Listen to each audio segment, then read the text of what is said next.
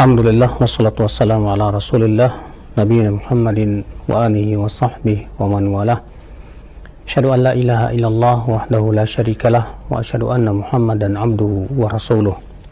Qala Allah ta'ala fi kitabihil karim, ya ayyuhalladzina amanu taqullaha haqqa tuqatih wa la tamutunna illa wa antum muslimun, amma ba'd. Ikhwatul Islam, kita melanjutkan kajian kita itu Mawa'idhur Rasul. Sekarang kita masuk kepada anwa'us shadaqat, macam-macam sedekah. Ketahuilah akhwat Islam bahwa sedekah lebih umum atau lebih luas maknanya daripada berinfak dengan harta. Karena sedekah itu mencakup semua kebaikan-kebaikan. Berbeda halnya dengan infak, itu lebih identik dengan harta. Oleh karena itulah Nabi Shallallahu Alaihi Wasallam di dalam beberapa hadis menjelaskan tentang macam-macam sedekah. Di antaranya yang akan disebutkan dalam hadis ini, an Abi Dzar radhiyallahu anhu qala Rasulullah sallallahu alaihi wasallam, tabassumuka fi wajhi akhika laka sadaqah. Tersenyummu di wajah saudaramu untukmu adalah sedekah. Wa amruka bil ma'rufi wa nahyuka 'anil munkar sedekah. Kamu menyuruh kepada yang ma'ruf dan melarang dari yang munkar adalah sedekah. Wa irsyaduka ar-rajul fi ardhil dhalal laka sedekah. Dan kamu menunjukkan jalan kepada orang yang tersesat jalan, itu sedekah. Wa basaruka li rajuli radi al-basir laka sadaqah. Dan kamu menuntun orang yang penglihatannya rabun adalah sedekah untuk kamu. Wa imaqatuka al-hajar wa syaukah wal 'azam 'anil tariq laka sadaqah. Dan kamu menyingkirkan bebatuan atau duri atau tulang dari jalan, sedekah untuk kamu. Wa ifraghuka min dalwika fi dalwi akhika laka sadaqah.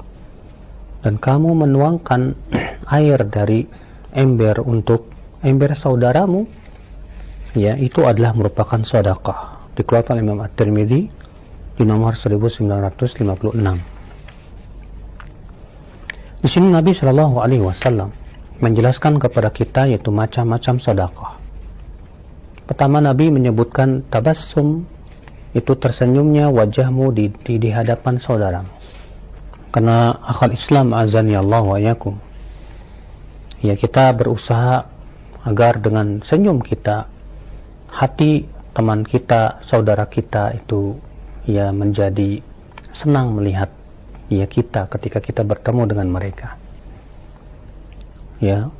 Sementara kalau kita tidak tersenyum, seringkali terkadang menimbulkan suudzon. Kalau kita bertemu dengan teman kita misalnya di jalan, kemudian kita tidak tersenyum, wajah kita abus, wajah kita terlihat bermuka masam. Maka yang seperti ini akhwat Islam terkadang membuat hati teman kita itu sedih, membuat hati teman kita terkadang ketika kita bertemu dengan mereka bahkan terkadang suudzon kepada kita.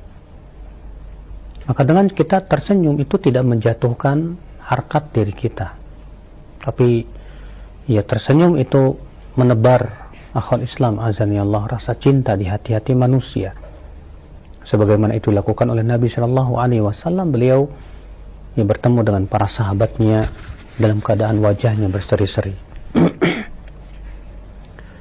Yang kedua, kata beliau, wa amruka bil ma'ruf wa nahyuka 'anil munkar sadaqah.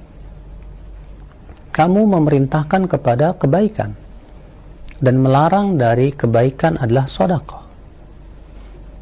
Ketika kita memberitahukan kepada seseorang tentang kebaikan, kita mengajak teman kita untuk sholat, kita mengingatkan seseorang, atau misalnya ketika kita sedang berkumpul dengan teman-teman kita, kemudian teman-teman kita mulai terjerumus kepada ghibah, lalu kemudian kita ingatkan supaya kita tidak berghibah, itu sedekah.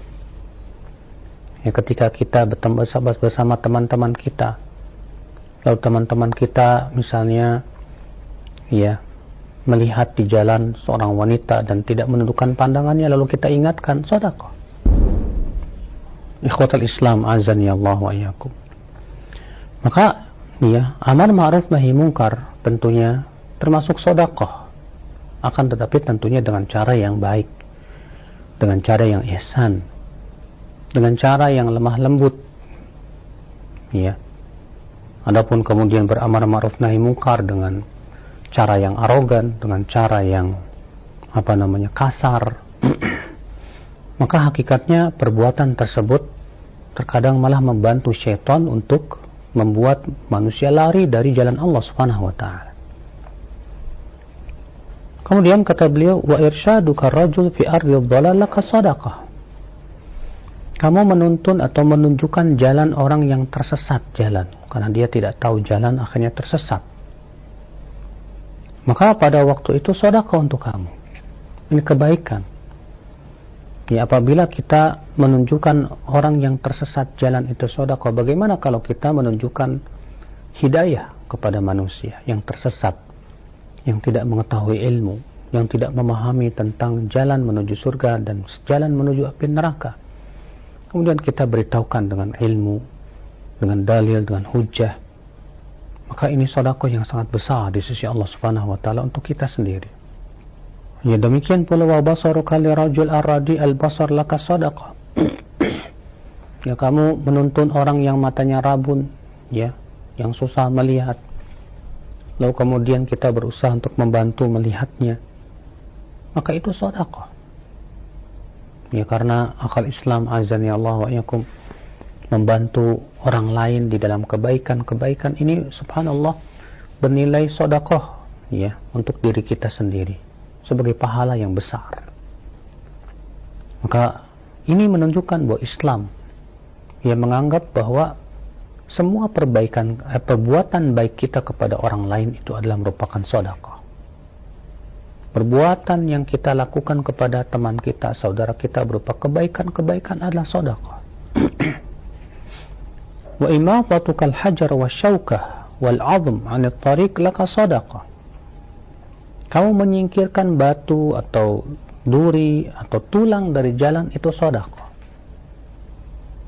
Nah, terkadang kita menganggap remeh perkara-perkara ini.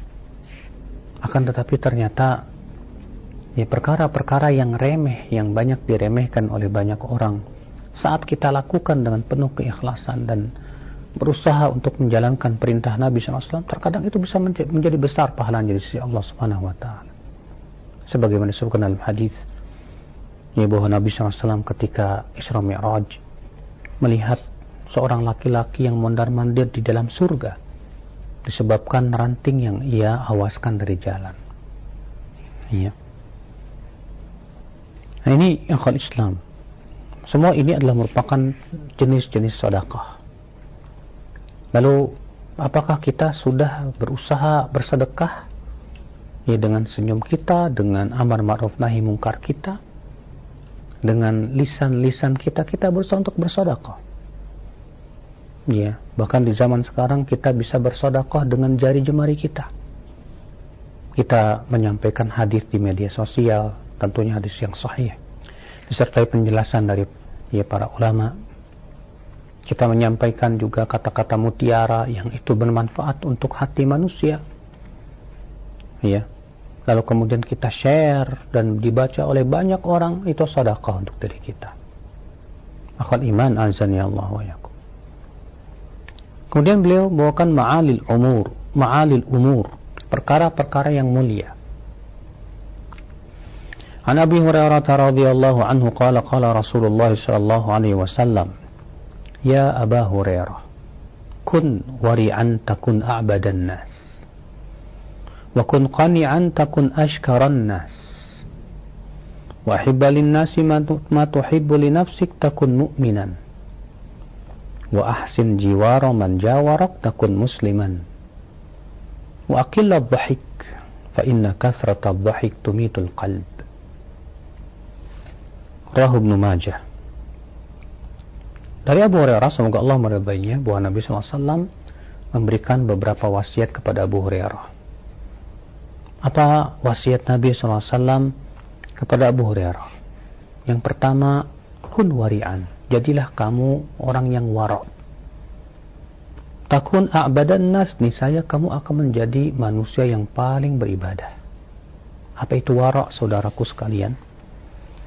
Wara' kata Syekhul Islam Taimiyah rahimahullah, yaitu menjauhi segala sesuatu yang dikhawatirkan akan merusak akhirat kita. Bedanya dengan zuhud, kata beliau, zuhud adalah meninggalkan segala sesuatu yang tidak bermanfaat untuk akhirat kita. Adapun wara' yaitu kita menjauhi sesuatu yang dikhawatirkan akan merusak atau mengotori akhirat kita. Ini adalah sikap wara'. Dan wara' itu adalah merupakan kunci kebaikan. Ya.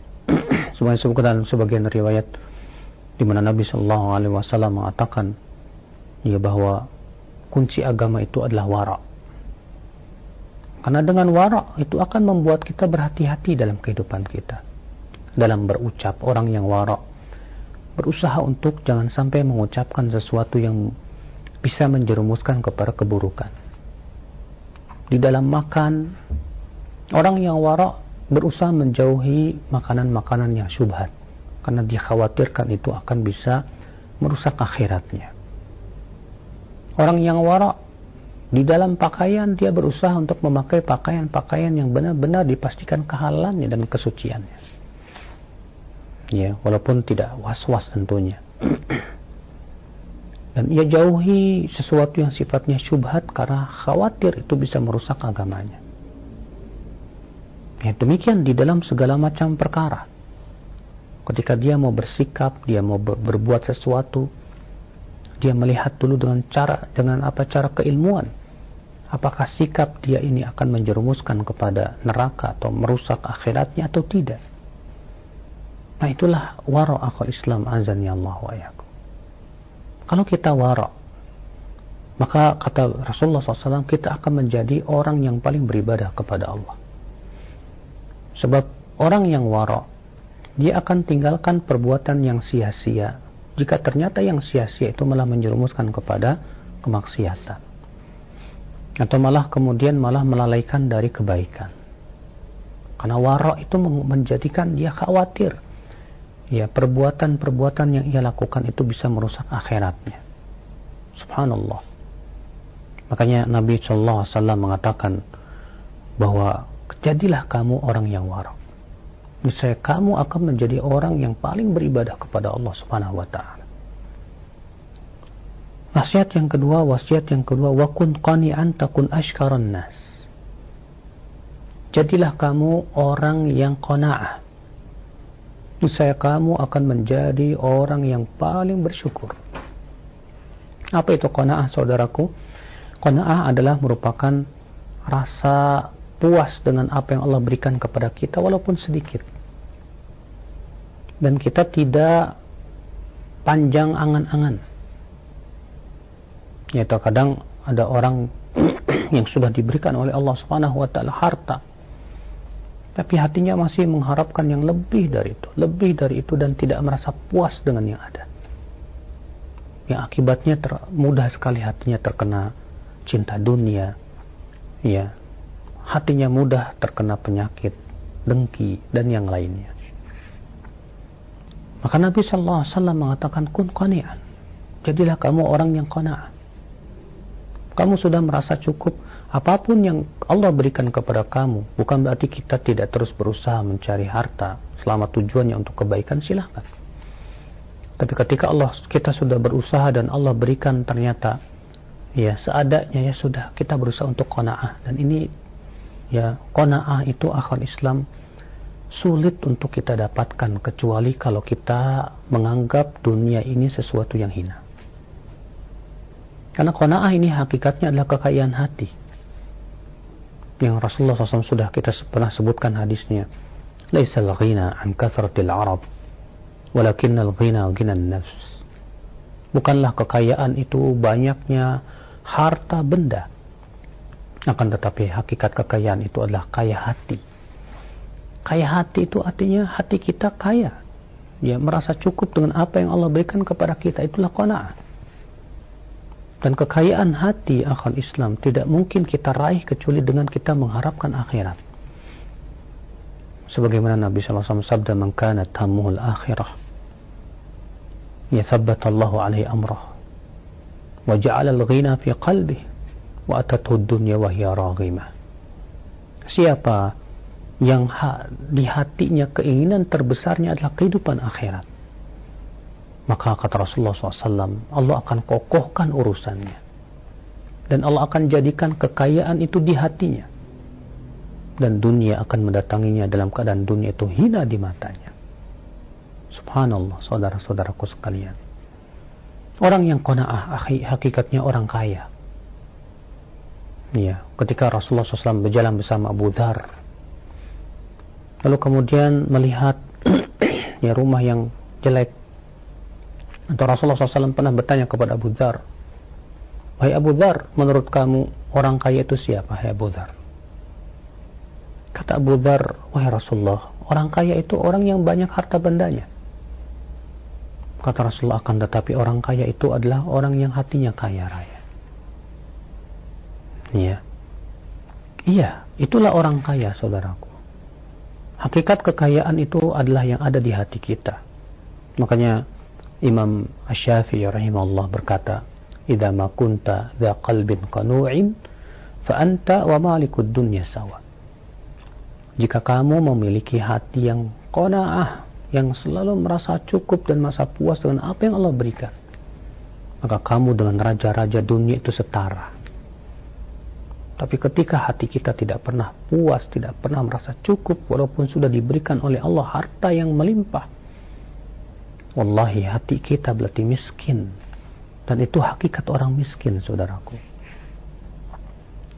Kemudian wasiat yang ketiga yang Rasulullah wasiatkan kepada Abu Hurairah, wa ahibba linnas ma tuhibbu li nafsik takun mu'minan. Sukailah untuk manusia apa yang kamu sukai untuk dirimu, niscaya kamu akan menjadi mukmin. Sukai untuk manusia apa yang kita sukai untuk diri kita dari kebaikan. Sebagaimana dalam hadis Anas yang diriwayatkan Muslim, Nabi SAW sabda, "La yu'minu ahadukum hatta yuhibba li akhihi ma yuhibbu li nafsi minal khair." Tidak beriman seseorang dari kalian, kata Rasulullah, sampai ia menyukai atau mencintai untuk saudara kita apa yang kita sukai untuk diri kita dari kebaikan. Dalam hadis ini Nabi SAW mengatakan kepada Abu Hurairah, sukailah untuk manusia apa yang kamu sukai untuk diri kamu. Artinya kalau kita suka diri kita ini ya mendapatkan kebaikan, mendapatkan kenikmatan, maka kita juga harus suka saudara kita, orang lain, untuk mendapatkan kenikmatan tersebut. Maka ketika kita melihat teman kita diberikan oleh Allah kenikmatan, maka kita pun ikut gembira. Ya. Namun terkadang sebagian kita ketika melihat temannya, saudaranya diberikan oleh Allah Subhanahu wa taala ya harta, hatinya malah panas. Ya. Ia malah tidak suka melihat saudaranya diberikan oleh Allah kenikmatan. Padahal kalau dia pikirkan, dia dirinya sendiri saja kalau diberikan kenikmatan itu dia merasa suka. Maka Nabi SAW memberikan bimbingan yang luar biasa dalam hadis ini, bahwa semua yang kita sukai untuk diri kita, sukailah untuk teman kita dan saudara kita. Dan semua yang kita tidak sukai menimpa diri kita, ya terhadap diri kita, jangan kita sukai menimpa orang lain. Ini subhanallah, akhi, kaidah yang luar biasa dalam bermasyarakat. Kita bertetangga, ketika melihat tetangga kita diberikan oleh Allah kenikmatan, bisa beli mobil, kalau kita mengamalkan hadis ini, kita akan ikut gembira. Kita akan mendoakan semoga Allah berkahi kamu. Bisa ikut gembira kamu diberikan oleh Allah kenikmatan. Tapi kalau kita, ya hati kita berpenyakit dan kita tidak berusaha mengamalkan hadis ini, ketika kita melihatnya malah hati kita panas. Ya malah kita terkena penyakit dengki, na'udzubillah, nas'alullah salamata wal afiyah. Demikian pula ya ketika kita melihat orang yang kita tidak suka jatuh kepada kesalahan. Kalau kita amalkan hadis ini, kita tidak akan mentertawakan dia. Sebab kita berpikir, kalau saya jatuh kepada kesalahan kemudian ditertawakan oleh orang yang tidak menyukai saya tidak suka itu. Maka ketika ya kita melihat ada orang yang kita tidak sukai jatuh kepada kesalahan, kita justru merasa sedih. Ya, dan kita mendoakan mudah-mudahan Allah maafkan dia. Berbeda dengan kita terkadang ya ketika kita tidak suka kepada seseorang, lalu orang tersebut jatuh kepada kesalahan, kita bertepuk tangan, kita mentertawakannya. Kita tidak sadar, bisa saja Allah jatuhkan kepada perkara yang sama. Maka saudaraku sekalian, akhal iman, azani Allah wa yakum. Maka Nabi SAW memberikan bimbingan luar biasa. Ahibba linnas ma tuhibbu li nafsik. Sukailah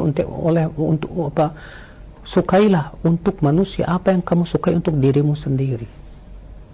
Kita suka untuk mendapat hidayah, kita berusaha untuk suka orang lain dapat hidayah. Kita suka diri kita mendapatkan ya rahmat Allah, kenikmatan dan yang lainnya. Kita berusaha untuk menyukai saudara kita untuk bisa mendapatkan hal yang sama. Kita suka kita mendapatkan ilmu, alhamdulillah. Kita berusaha juga merasa suka orang lain mendapatkan ilmu. Ya. Adapun kemudian kita tidak merasa suka ada orang yang bisa mendapatkan ilmu karena akhirnya menjadi saingan kita. Lalu kemudian kita menjadi panas gara-gara itu. Allah itu menunjukkan hati kita tidak bersih, saudaraku.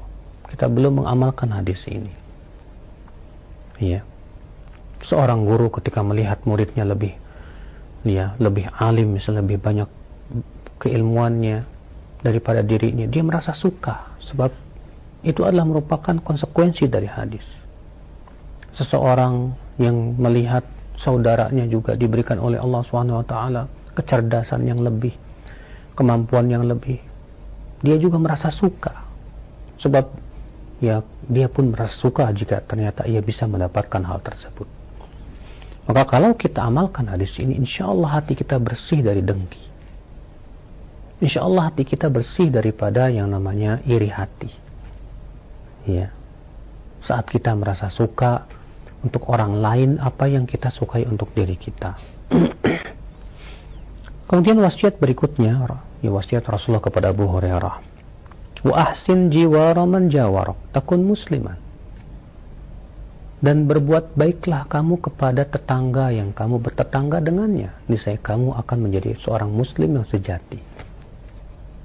Saudaraku sekalian, berbuat baik kepada tetangga adalah ajaran Islam yang sangat ditekankan sekali. Sampai-sampai Nabi SAW sabda, "Ma zala Jibril yusini bil jar hatta dhanantu annahu sayuwarithuhu." Senantiasa Jibril berwasiat kepadaku untuk berbuat baik kepada tetangga, sampai-sampai aku mengira bahwa tetangga itu akan mewarisi tetangga yang lain. Subhanallah. Bahkan Rasul bersumpah, "Wallahi la yu'min," demi Allah tidak beriman. Siapa ya Rasulullah? Alladzi la ya'manu jaruhu bawa'iqahu. Itu yang tetangganya merasa tidak aman dari gangguannya. Saudaraku sekalian, ya, seorang mukmin, seorang muslim yang sejati, dia akan berusaha berbuat baik kepada tetangganya. Dia berusaha untuk memberikan hadiah kepada tetangganya. Dia berusaha untuk memperhatikan saat tetangganya sedang ada kebutuhan. Dia berusaha untuk bantu sesuai dengan kemampuannya. Maka akal Islam sangat menganjurkan untuk menghormati tetangga. Karena itu adalah merupakan tanda keimanan kita kepada Allah dan kehidupan akhirat. Rasulullah sabda, "Man kana yu'minu billahi wal yawmil akhir." Barang siapa yang beriman kepada Allah dan kehidupan akhir, fal yukrim jarah. Hendaklah ia menghormati atau memuliakan tetangganya. Saudaraku sekalian. Kemudian wasiat Nabi SAW berikutnya kepada Abu Hurairah. Wa aqilla dhahik, dan sedikitkan tertawamu. Fa inna kathrata dhahik tumitul qalb. Karena banyak tertawa bisa mematikan hati. Saudaraku, kita di Indonesia, ya, sebagai orang Indonesia terkadang banyak dan suka sekali berkelakar, bercanda. Ya, bercanda boleh, tidak apa-apa. Berkelakar pun boleh, tidak apa-apa selama memenuhi, ya, syarat-syaratnya. Apa syaratnya? Yang pertama, saudaraku sekalian, tidak mengandung kedustaan. Karena bercanda yang mengandung kedustaan itu, ya, termasuk dosa besar. Nabi sallallahu alaihi wasallam sabda, wailun, ya, liman haddatsa fayakdzib liyudhika bihin nas, wailun lah, wailun lah. Celaka, kata Rasulullah, neraka wail bagi orang yang berbicara lalu ia berdusta agar orang-orang tertawa. Celaka dan celaka. Hadis ini riwayat Abu Daud, Tirmidzi, Nasai. Lihat Nabi SAW mendoakan kecelakaan 3 kali bagi orang yang berkata dusta demi agar orang-orang tertawa. Subhanallah. Maka boleh kita bercanda, asal yang pertama ini, jangan sampai mengandung kedustaan. Yang kedua, saudaraku sekalian, jangan sampai menyakiti hati seorang mukmin. Boleh kita bercanda, tapi terkadang ada sebagian orang bercanda tapi omongannya nyelekit dan dia tidak sadar kalau omongannya nyelekit. Kenapa? Karena dia sudah terbiasa kalau ngomong itu nyelekit. Dan dia menganggap ini biasa-biasa saja. Padahal bagi orang ini omongannya menyakitkan. Hati-hati, saudaraku. Betapa banyak orang seperti ini. Iya. Kalau dia bercanda, terkadang menyakiti hati orang lain. Iya, dia tidak sadar. Karena sesungguhnya menyakiti hati seorang mukmin, akhwat Islam, termasuk dosa besar. Kemudian yang ketiga, akhi, ya, ketika kita bercanda, jangan banyak-banyak. Artinya, jangan jadikan hari-hari kita, ya, kebanyakan bercanda. Ya, di sana ada waktu kita bercanda. Ya, namun kita batasi. Namun juga kita berusaha untuk serius dalam kehidupan kita dan bersungguh-sungguh. Karena banyak bercanda itu, akhi, bertentangan dengan sikap keseriusan dan kesungguhan dalam hidup kita. Sementara seorang mukmin itu hidupnya harus sungguh-sungguh. Sungguh-sungguh mencari akhirat, sungguh-sungguh dalam ketaatan, sungguh-sungguh dalam, ya, mengambil manfaat yang sifatnya, ya, dunia maupun akhirat. Saudaraku sekalian, makanya Nabi SAW wa aqillah dhahik, persedikitlah tertawa, jangan terlalu banyak. Kenapa? Lalu Nabi SAW menyebutkan, ya, sebabnya. Kenapa kita tidak boleh banyak tertawa? Nabi SAW sabda, fa inna kathrata dhahik tumitul qalb. Karena banyak tertawa bisa mematikan hati, saudara. Saya merasa heran, ya, ketika ada seorang dai yang isi ceramahnya dari awal sampai akhir membuat orang tertawa. Padahal tujuan ceramah, tujuan, ya, tausiah adalah melembutkan hati agar manusia takut kepada Allah Subhanahu wa taala. Tapi ini, ya, menjadikannya sebagai hiburan, akhirnya selalu tertawa dan tertawa. Padahal banyak tertawa mematikan hati. Ya, majelis ilmu bukan untuk mematikan hati. Majelis ilmu adalah untuk menghidupkan hati, untuk menjadikan hati kita takut kepada Allah Subhanahu wa taala. Nah, inilah saudara-saudaraku sekalian, akhwal iman, azani Allah wa iyyakum, ya, wasiat-wasiat Nabi sallallahu alaihi wasallam kepada Abu Hurairah. Sungguh ini wasiat-wasiat yang sangat agung sekali, yang apabila kita amalkan dalam kehidupan kita, wallah, kita akan menjadi hamba-hamba Allah Subhanahu wa taala yang luar biasa. Ya, bayangkan bila kita memiliki sifat wara, bila kita memiliki sifat qanaah, bila kita berusaha untuk menyukai apa yang kita sukai untuk diri kita, kita sukai untuk orang lain. Bila kita di dalam kehidupan kita bersungguh-sungguh, ya, di dalam ketaatan, dalam kebaikan, dalam semua manfaat kehidupan, kita menjadi orang yang bersungguh-sungguh dalam kehidupan kita, saudara-saudaraku sekalian. Nah ini, akhi, azani Allah wa iyyakum, wasiat Rasulullah SAW kepada Abu Hurairah yang sangat bermanfaat untuk hidup kita. Wallahu a'lam, wabillahi taufiq. Nah, insyaallah, syukran jazakallahu khair kepada Ustaz yang sudah memberikan materi yang sangat bermanfaat sekali. Mudah-mudahan faedah yang begitu banyak yang bisa kita dapatkan mengenai wasiat Rasulullah SAW kepada sahabat Abu Hurairah radhiyallahu anhu. Yang mudah-mudahan apa yang disampaikan juga kita berusaha untuk mengamalkannya. Baik, untuk selanjutnya kami buka sesi interaktif, sesi soal jawab bagi Anda para pemirsa ataupun pendengar yang ingin bertanya. Silakan Anda bisa mengirimkan pertanyaannya di layanan pesan singkat yang tentunya kami harapkan untuk pertanyaan disesuaikan dengan pembahasan kita di kesempatan pagi hari ini. Baik, kesempatan pertama kami akan ajukan terlebih dahulu pertanyaan yang sudah masuk di layanan pesan singkat, Ustaz. Yang pertama mengenai sedekah kepada orang lain dengan senyuman. Assalamualaikum warahmatullahi wabarakatuh.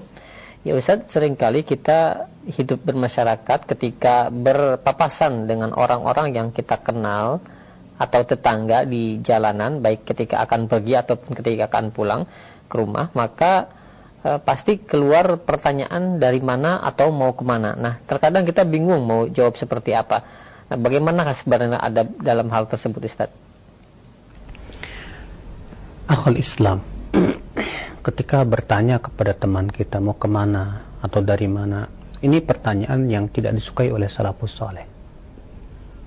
Dahulu salafus saleh tidak menyukai pertanyaan-pertanyaan seperti itu.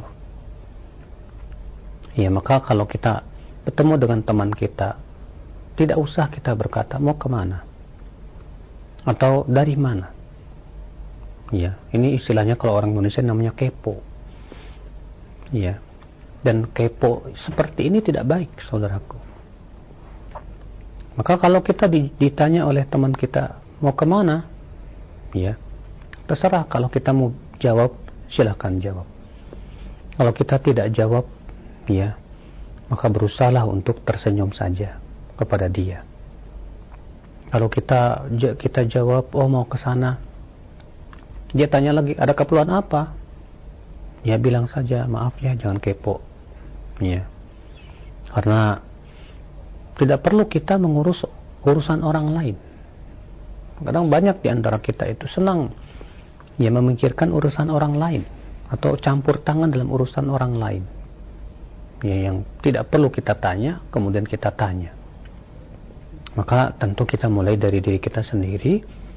Ya, kita tidak perlu bertanya kepada teman kita yang mau pergi kemana atau dari mana. Ya, terkadang dia tidak ingin diketahui. Dia mau pergi kemana, terserah dia. Ya, dari mana? Dia terkadang tidak mau untuk diketahui dari mananya. Ya, bukan kita suudzon kepada dia, tidak. Kalau kita tahu dia seorang mukmin, orang yang beriman dan bertakwa, insya Allah ya kita husnudzon kepada dia dalam kebaikan dan di atas kebaikan. Dia pergi pun untuk kebaikan. Nah, demikian ya, Allahu a'lam. Ya. Baik ya, syukran jazakallahu khair. Demikian untuk para pemirsa dan pendengar. Dan selanjutnya masih kami ajukan pertanyaan di layanan pesan singkat. Ya Ustaz, apakah benar ketika kita menyapa seseorang itu sambil mengangkat tangan katanya merupakan kebiasaan orang Yahudi? Iya, jika memang sebatas mengangkat tangan saja tanpa mengucapkan salam. Adapun kalau kita mengangkat tangan sambil kita mengucapkan salam, assalamualaikum, maka ini boleh. Tapi kalau kita hanya sebatas mengangkat tangan saja, tapi tidak kemudian kita mengucapkan salam, maka ini termasuk perbuatan yang tidak baik.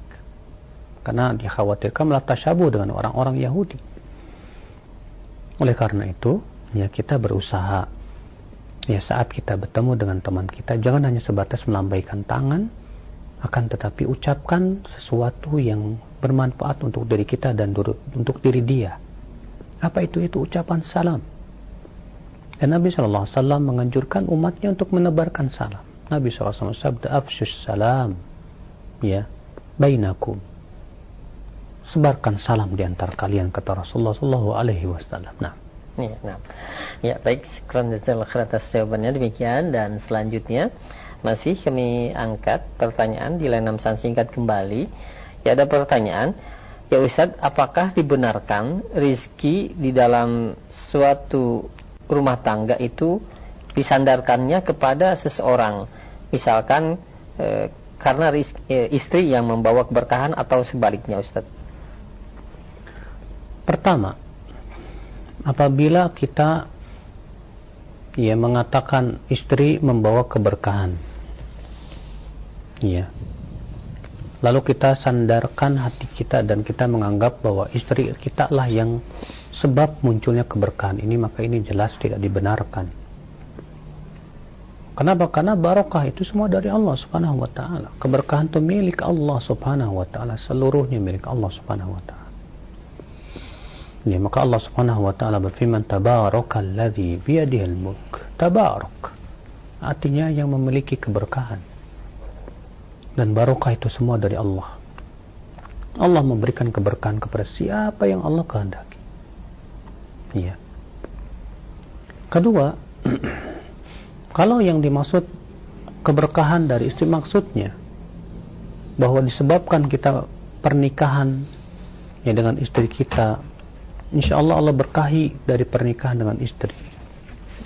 Karena memang pernikahan itu sendiri Allah subhanahu wa ta'ala menyebutkan insya Allah bisa memberkahi harta kita. Allah ta'ala berfirman, iyakunu fuqara yughnihimullah min fadlih. Ketika Allah menyebutkan wa ankihul ayama minkum, nikahkanlah para gadis-gadis kalian itu. Kemudian Allah menyebutkan iyakunu fuqara, jika mereka fakir, yughnihimullah, Allah akan kayakan dengan karunia-Nya. Kemudian yang ketiga, akhwat Islam, kalau ternyata kita menganggap bahwa kesialan dan keberkahan itu gara-gara wanita, ini termasuk syirik. Disebutkan dalam sebuah riwayat, kanu yaqulun, adalah orang-orang jahiliyah yang meyakini bahwa kesialan itu ada pada tiga. Yang pertama pada rumah, yang kedua pada wanita, dan yang ketiga saya lupa apa. Ini merupakan adat jahiliyah. Kadang ada seseorang menikah dengan wanita, setelah menikah kok jadi seret hidupnya, lalu kemudian menganggap ini kesialan kamu. Padahal semuanya dari Allah subhanahu wa ta'ala. Maka ingatlah saudaraku bahwa pemilik keberkahan yang memberikan kepada kita kesialan hanya Allah subhanahu wa ta'ala. Jangan sampai kemudian kita nisbatkan kepada selain Allah, yang berakibat akhirnya kita jatuh kepada kesyirikan. Allahu a'lam. Masya Allah.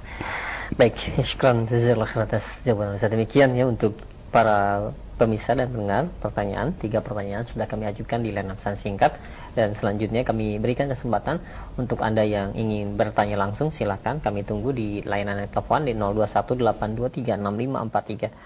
Ya, silakan. Assalamualaikum. Waalaikumsalam warahmatullahi wabarakatuh. Dengan siapa, di mana?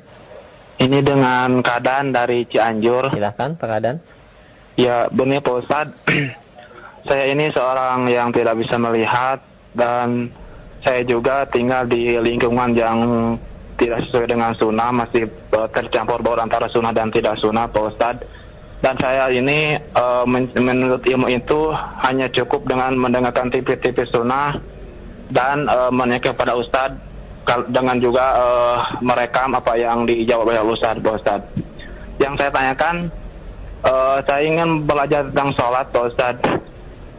Bagaimana redaksi kunut witir, Pak Ustadz, karena saya banyak mendengar beda-beda, Pak Ustadz, di masyarakat itu. Bagaimana yang persis di dalam sunnah Rasul dari awal sampai akhir, mohon disebutkan, insya Allah saya rekam. Dan yang kedua, Rasulullah kan di dalam 1 bulan itu katanya kunut nazilah, dan berhenti selama 1 bulan kecuali kunut subuh. Yang saya tanyakan, apakah kunut subuh, bagi yang berpendapat untuk kunut subuh itu memakai kunut witir atau kunut nazilah, Pak Ustadz? Mohon penjelasannya. Assalamualaikum warahmatullahi wabarakatuh. Assalamualaikum warahmatullahi wabarakatuh. Adapun kunut witir diriwayatkan oleh Abu Daud dari sahabat Nabi, dari cucu Nabi Al-Hasan, bahwa Nabi SAW mengajarkan beliau kunut witir, Allahumma hadini fiman hadait, wa afini fiman afait, wa tawallani fiman tawallait, wa barik li fima a'tait, wa qini syarra ma qadait. Ya, fa innahu la yuqdu alaik, innahu la yadhillu man walait, wa la ya'izzu man adait, tabarakta rabbana wa ta'ala. Itu yang saya ingat, ya, bahwa Nabi SAW mengajarkan kunut witir seperti itu. Jadi ini sebetulnya untuk kunut witir, ya. Dan para ulama berbeda pendapat apakah kunut witir itu boleh dirutinkan di setiap witir. Sebagian mengatakan tidak, karena kita tidak dapati riwayat bahwa Nabi merutinkannya. Sebagian mengatakan bahwa disyariatkan di bulan Ramadan, dimulai dari pertengahan Ramadan, karena adanya riwayat dari sebagian para sahabat melakukan itu. Ya. Adapun kunut subuh, ini ikhtilaf para ulama tentang apakah itu disunahkan atau tidak. Khilaf yang masyhur. Imam Syafi'i menganggap sunnah. Ia berdasarkan riwayat lam yazal Rasulullah SAW yaqnut fi salatil fajr hatta faraqad dunya.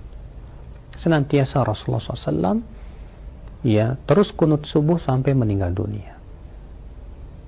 Sementara jumhur ulama berpendapat ya bahwa kunut subuh itu tidak disyariatkan. Ya. Dan jumhur berbeda pendapat apakah itu sudah sampai kepada bid'ah atau tidak. Imam Abu Hanifah mengatakan sampai kepada bid'ah.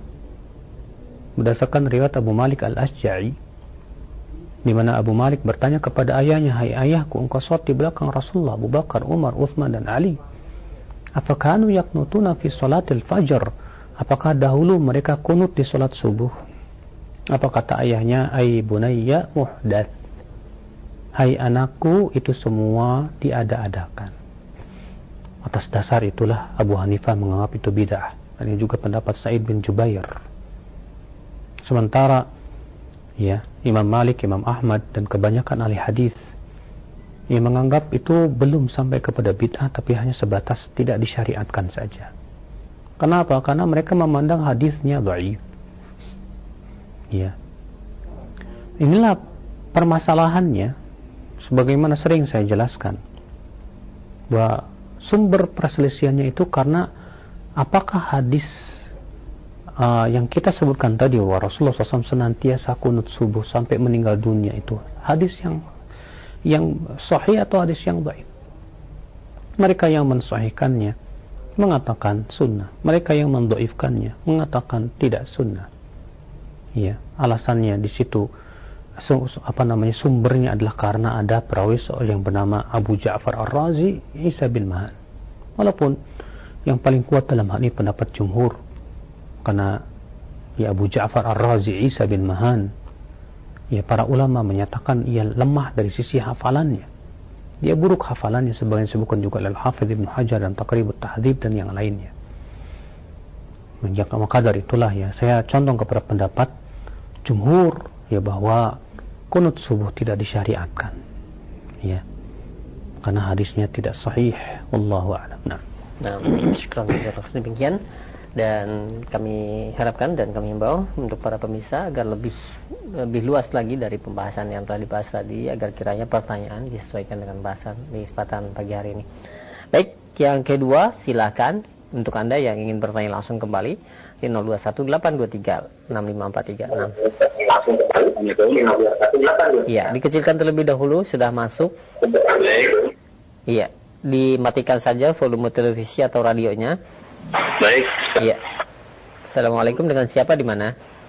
Waalaikumsalam, dengan Pak Saleh Haji di Bengkulu, Pak. Nah, silahkan Pak. Ya, saya melanjutkan tentang sholat tadi, Pak. Iya, sayang sekali terputus untuk Bapak yang berada di Bengkulu. Baik, silahkan kami berikan kesempatan kembali untuk Anda yang ingin bertanya di layanan telepon di 0218236543. Halo. Assalamualaikum. Waalaikumsalam warahmatullahi wabarakatuh. Dengan siapa di mana?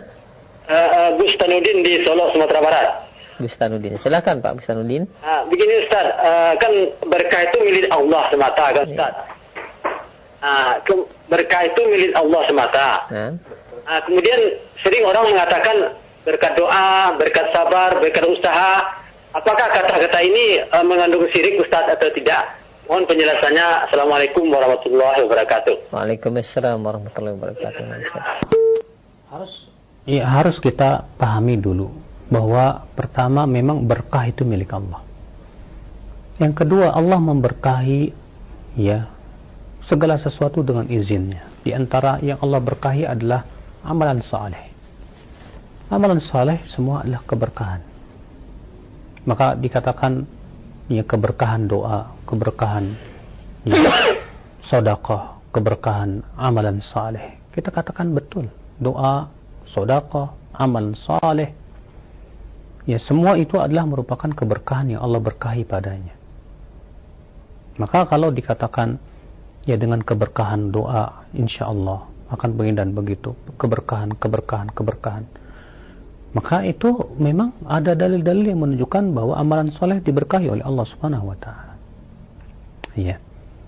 Nah, ketika misalnya kita berkata kepada teman kita, berkat doa kamu, berkat, apa yang dimaksud dengan berkat di sini? Berkat, kalau berkat di sini artinya karena barokah doa kamu, akhirnya Allah kabulkan doa kamu untuk saya, alhamdulillah.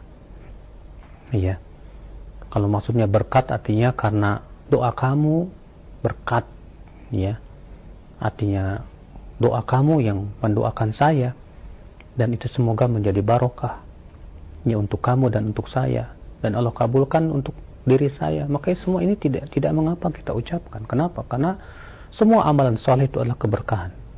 Semua amalan soleh itu dibarokahi oleh Allah Subhanahu wa taala. Baik, demikian untuk Bapak Bustanuddin yang berada di Sumatera Barat. Dan selanjutnya yang ketiga kami terima, silakan di layanan telepon kembali di 0218236543. Halo. Silakan. Nah, halo, assalamualaikum. Waalaikumsalam warahmatullahi wabarakatuh. Dengan siapa di mana? Umur Rizky di Jakarta. Silakan Umur Rizky. Ini mau nanya masalah sholat, apakah boleh 3 sholat, niatnya 1 sholat sunnah? Baik, itu saja ya.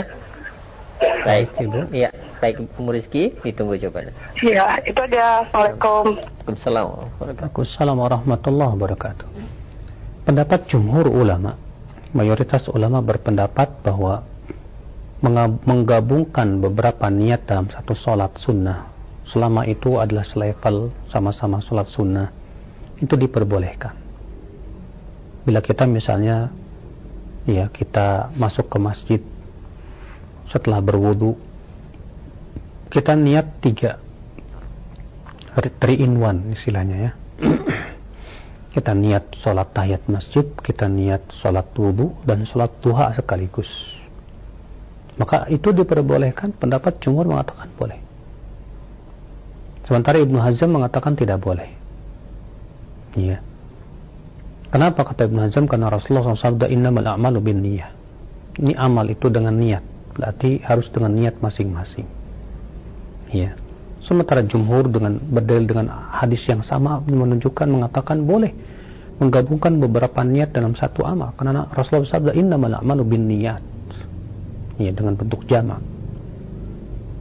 Pendapat yang saya condong kepadanya pendapat jumhur ulama dalam hal ini. Di antara dalil yang bisa dijadikan hujah, contoh misalnya Nabi SAW menyebutkan tentang sholat istikharah. Kata Rasulullah, "Idza hamma ahadukum bil amri falyarka raka'ataini dunal fardhah." Apabila salah seorang dari kalian ingin melakukan suatu perbuatan, hendaklah ia sholat 2 rakaat selain sholat fardu. Kata Syekh Masyhur, kata-kata selain sholat fardu berarti menunjukkan bahwa sholat istikharah bisa digabungkan dengan sholat sunnah manapun selama itu bukan sholat fardu. Akhal Islam azani Allah wa iyyakum. Oleh karena sebagian ulama seperti Ibnu Qudamah ya mengkiaskan dengan seseorang yang berhadas beberapa kali. Ya, seorang berhadas berkali-kali, tetap wudunya satu wudu untuk beberapa hadas. Hal ini kata beliau sama halnya ketika kita mengumpulkan beberapa niat dalam satu sholat. Ya, sebagian ulama mensyaratkan bahwa ya hendaknya satu level, artinya sama-sama sunnah. Ya Allahu a'lam. Nah. Baik, demikian ya untuk Ummu Rizki yang berada di Jakarta. Baik, 3 pertanyaan sudah kami terima di layanan telepon, dan selanjutnya kami beralih kembali di layanan pesan singkat. Ada pertanyaan Ustadz dari Saleh Haji di Bengkulu. Ya Ustadz, apakah ada doanya bila kita menerima sedekah dari orang lain? Apabila kita menerima sedekah dari orang lain, ya, apakah ada doanya? Doakan supaya diberkahi. Ya, doakan. Kan Allah Subhanahu wa taala berfirman, "Khudh min amwalim shadaqatan." Lalu Allah mengatakan, "Wa shalli 'alaihim, inna salataka sakanun lahum." Ketika Allah menyebutkan ambillah sedekah dari mereka, itu zakat. Lalu Allah menyebutkan dalam surat tersebut, "Wa shalli 'alaihim," dan doakanlah mereka. Namun tidak disebutkan, ya, saya belum mendapatkan dalil dari Nabi SAW secara khusus bagaimana Nabi mendoakan mereka. Ya, saya belum mendapatkannya. Barangkali di antara pendengar ada yang pernah mendapatkannya. Ya, silahkan diberikan faedahnya kepada kami. Yang jelas kita doakan dengan keberkahan.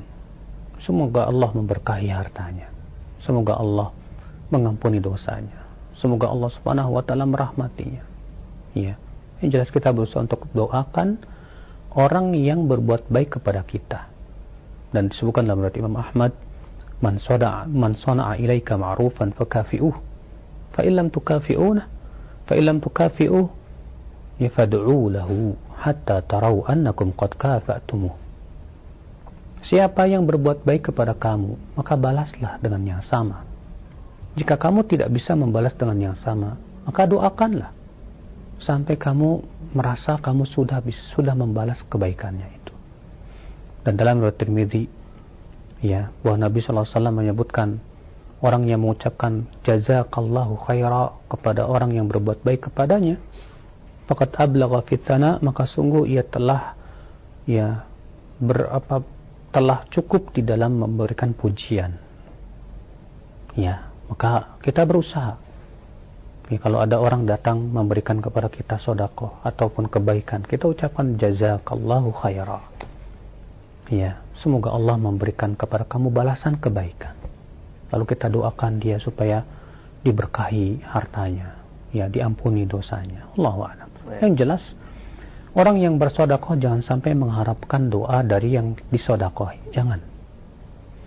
Syekhul Islam mengatakan ketika menafsirkan firman Allah Subhanahu wa taala, ya, ketika Allah menyebutkan tentang sifat orang-orang yang bertakwa, ya, innama nut'imukum liwajhillah la nuridu minkum jazaa'an wala syukura.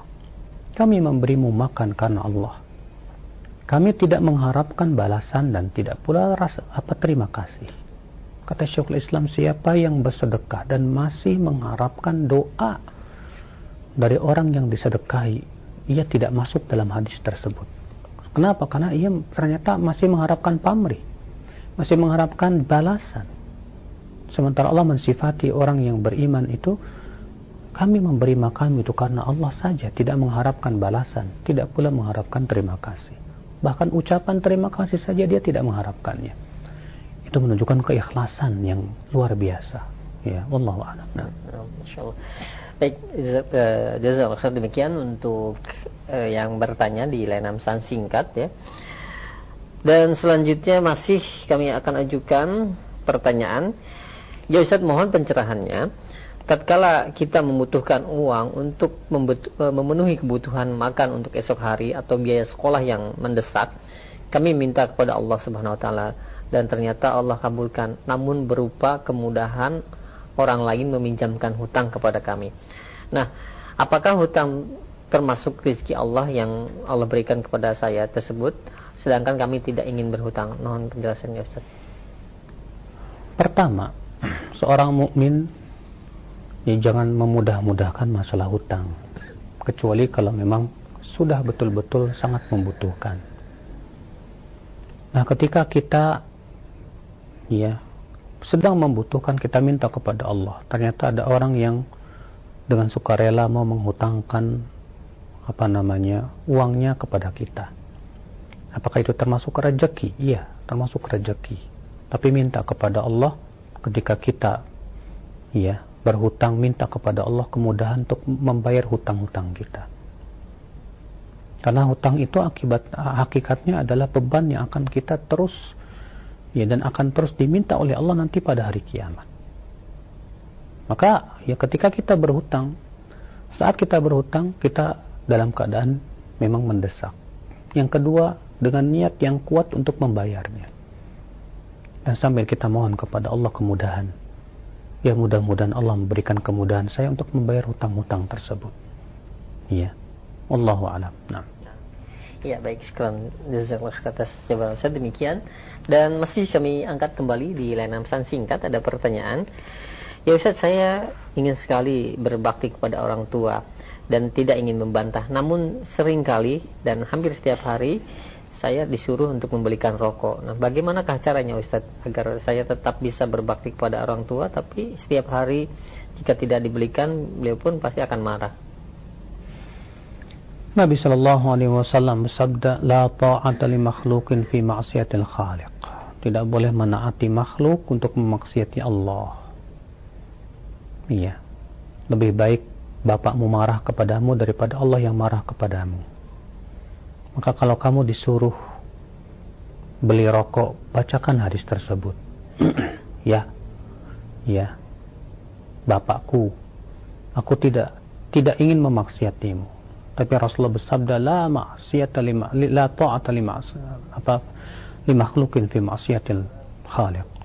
Tidak boleh menaati makhluk, tidak boleh menaati siapapun untuk memaksiati Allah Subhanahu wa taala. Ya. Kemudian bawakan artikel-artikel yang bermanfaat bahwa rokok itu haram. Dia jelaskan kepada dia bahwa rokok itu haram. Ya, kalau dia marah, maka itu hakikatnya adalah kemarahan yang mendatangkan kemurkaan Allah kepada dia sendiri. Dan Allah tidak akan marah kepada kita. Karena kita sudah berusaha untuk menaati Allah dalam kebaikan. Allah Subhanahu wa taala berfirman, "Wa in jahadaka 'ala an tusyrika bima laysa fala tuti'huma."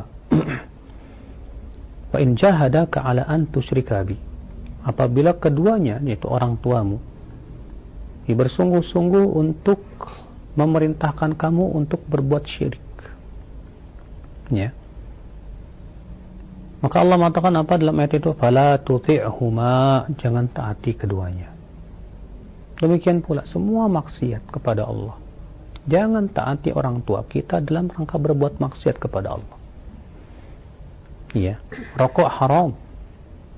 Rokok itu, ya, kalau seseorang meninggal gara-gara rokok, dan rata-rata lihat para perokok itu yang sudah merokoknya lama sekali tahunan, itu paru-parunya hancur. Kalau dia meninggal gara-gara merokok, maka hukumnya kata para ulama sama dengan bunuh diri. Sama dengan bunuh diri. Orang yang bunuh diri, hukumannya dalam kehidupan akhirat apa? Kata Rasulullah, siapa yang bunuh diri dengan pisau, dia akan menusuk-nusuk dirinya terus di dalam api neraka. Maka orang yang membunuh dirinya dengan rokok, maka Allah akan berikan rokok dalam api neraka. Ya, dari api neraka yang sangat panas. Na'udzubillah. Maka kalau kamu sayang kepada orang tua kamu dan bapak kamu, ya berusahalah bimbing bahwa rokok itu haram, bahwa rokok itu tidak dibenarkan, bisa merusak tubuh, bisa merusak orang lain, bisa menyakiti orang lain. Bukan cuma perokok yang rusak, ya, bahkan istrinya kena, anaknya kena, tetangganya juga, ya, keganggu. Maka sungguh, ya, rokok itu sesuatu yang telah sepakat para dokter menyatakan akan ya bahayanya. Bahkan kita lihat sendiri ya di di iklannya, rokok membunuhmu. Kalau dulu rokok di iklannya sebatas apa? Rokok menyebabkan begini. Sekarang sudah tidak ada kompromi lagi. Rokok membunuh. Ya, maka kamu rela tidak rokok membunuh bapakmu, dan kamu kemudian membelikan rokok, lalu dia hisap, lalu ia mati, lalu hukumnya bunuh diri dengan rokok tersebut. Na'udzubillah. Nasallallahu salamata wal afiyah. Semoga Allah memberikan hidayah kepada bapak yang bertanya tadi supaya menghentikan rokoknya. Demikian yang bisa saya sampaikan.